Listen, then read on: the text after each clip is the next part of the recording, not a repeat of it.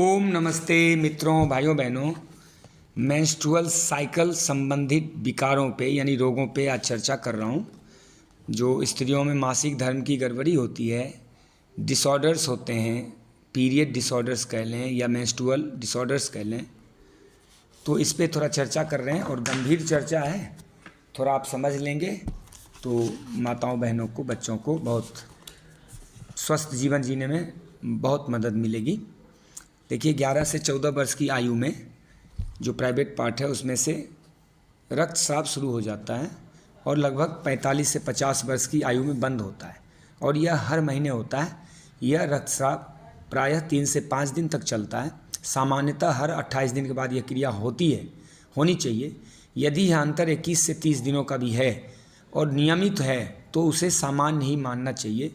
कभी जल्दी कभी देर से हो तो अनियमितता होगी। आरंभ के 1-2 वर्ष तक अनियमित हो तो घबराएं नहीं। गर्भावस्था एवं दूध पिलाने की अवस्था के दौरान मासिक धर्म बंद रहता है।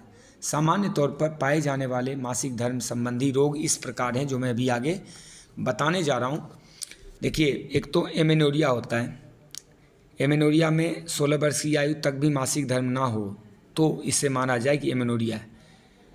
एक बार नियमित मासिक धर्म शुरू हो जाने के बाद बीच में बंद हो जाए तो उसे सेकेंडरी एमेनोरिया कहते हैं। मान लीजिए 16 वर्ष की अवस्था तक भी किसी को मेंस्ट्रुअल साइकिल नहीं आया और एक बार आ गया फिर बीच में बंद हो गया तो ये एमेनोरिया है।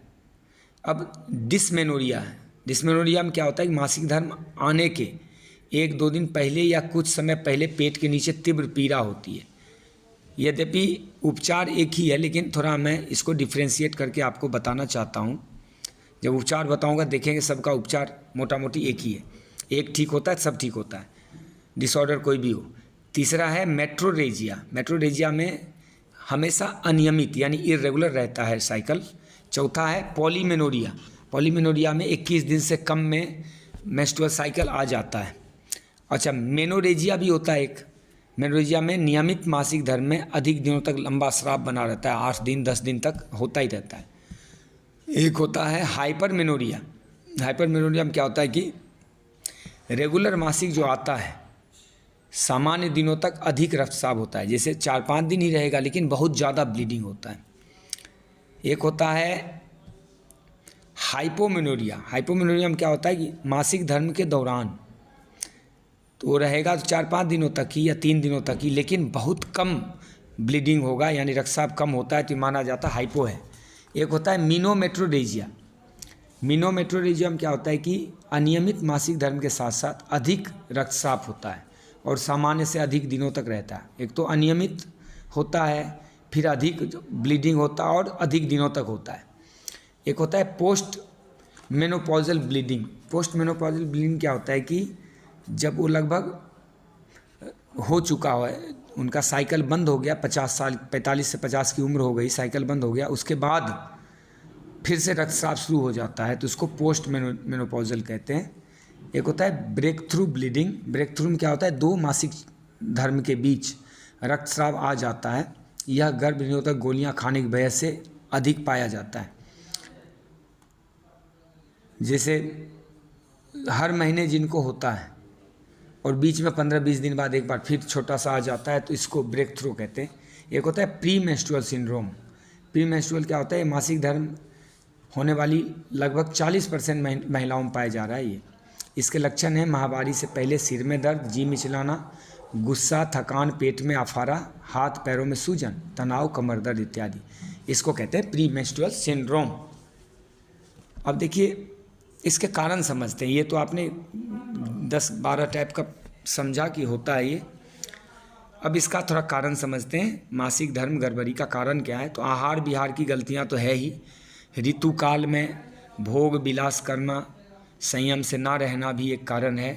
कब्ज लगातार बने रहना, शारीरिक श्रम की कमी, फिजिकल नहीं करते हैं, बहुत कम करते हैं तो भी अतृप्त और अशांत चित्त, अगर चित्त में अशांति है तो भी होता है। दूषित जलवायु, जल और वायु का प्रदूषित होना, स्नायु दुर्बलता, नर्वस सिस्टम में दुर्बलता हो जाए तो, हार्मोन के संबंध में कोई विकार है या फिर प्राइवेट पार्ट के कोई विकार है, जन्नेंद्रियों संबंधी, मानसिक तनाव हो या अन्य कोई कारण हो, अन्य रोग हो तो भी होता है।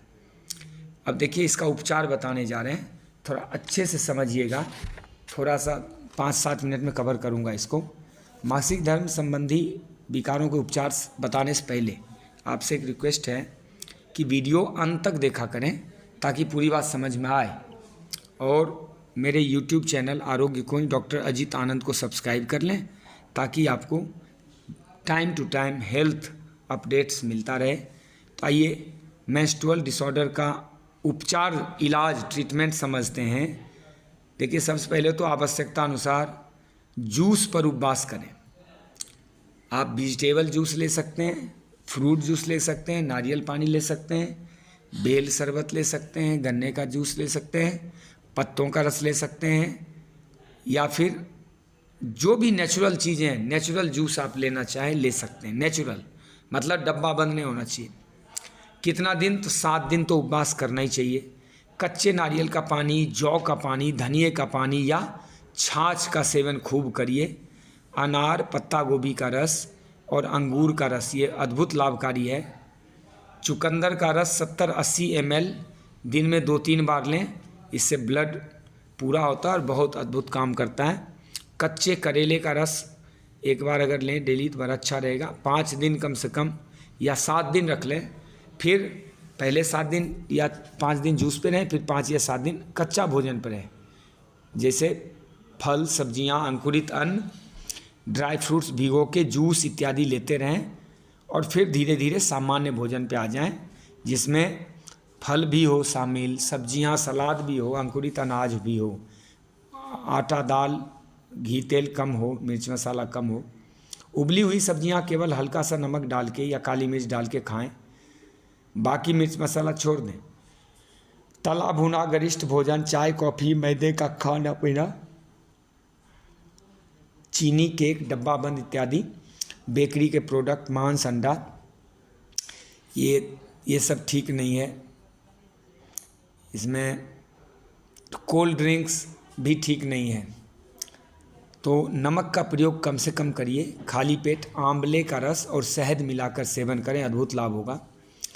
रात को 10 दाना मुनक्का और 5 बादाम की गिरियाँ भिगोकर सुबह दूध के साथ खाएं। यानी रात को मुनक्का भिगोए हुए और बादाम और मुनक्का भिगो के रखें और दूध के साथ खाएं। मेथी को 4 घंटे भिगो दें, फिर उसी पानी में उसे उबाल दें। जब पानी चौथाई रह जाए तो छानकर शहद मिलाकर पिएं, अद्भुत लाभ होता है ये। 1 चम्मच तुलसी का रस, उतना ही शहद, काली मिर्च की 1 चुटकी मिलाकर दिन में 2 बार 2-3 महीने तक लें। पीपल वृक्ष के फलों को सुखाकर कूट लें, कपर छान कर लें और नियमित रूप से खाली पेट लें। धनिए के बीज उबाल कर पिएं। इसी तरह अदरक का काढ़ा भी बहुत लाभकारी होता है। बथुआ उबाल के उसका रस पीने से बहुत लाभकारी होता है। तुलसी के जड़ का चूर्ण पान के पत्ते में रखकर खाएं, बहुत अद्भुत लाभ करता है। 1 चम्मच तिल अच्छी तरह कूटकर गर्म पानी के साथ ऐसे फांकी जैसा ले लें। त्रिफला चूर्ण थोड़ी सी हल्दी मिला कर लें, अद्भुत लाभ करता है। पर्याप्त मात्रा में आराम करना जरूरी है। गहरी सांस लेते हुए प्रातः भ्रमण कीजिए, नहीं तो सबसे अच्छा प्राणायाम करें, योग के आसन करें। नकारात्मक विचार निकाल दें, सकारात्मक विचार अपना लें। इस केस में भुजंगासन, शलभासन, वज्रासन, पाद पश्चिमोत्तासन, त्रिकोणासन, अर्धमत्स्यंदासन, शवासन, योग मुद्रा का अभ्यास बहुत अच्छा रहता है। योग समझ गए, खाना समझ गए, अब नेचुरोपैथी समझें। मिट्टी पट्टी, अनीमा, हिप बाथ, जो घर्षण वगैरह ये सब करना है। वेट ग्रिडल पैक पेट पे लपेट जरूर मारें, और रक्तस्राव के समय कटी स्नान, मिट्टी पट्टी, कटी लपेट, वेट ग्रिडल पैक, योगासन इत्यादि नहीं करना चाहिए। कमर पर लाल तेल की मालिश बहुत लाभकारी है। और आयुर्वेद तो या तो मुझसे फ़ोन करके आयुर्वेद लें, या फिर अपने स्थानीय जो वैद्य जी हैं उनसे संपर्क करके आयुर्वेद का सेवन करें।